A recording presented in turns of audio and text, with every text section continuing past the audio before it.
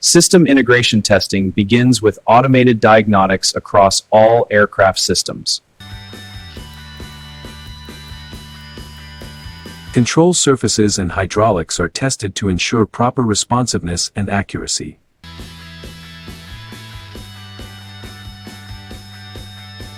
Engines are tested in coordination with avionics and hydraulics for full system integration.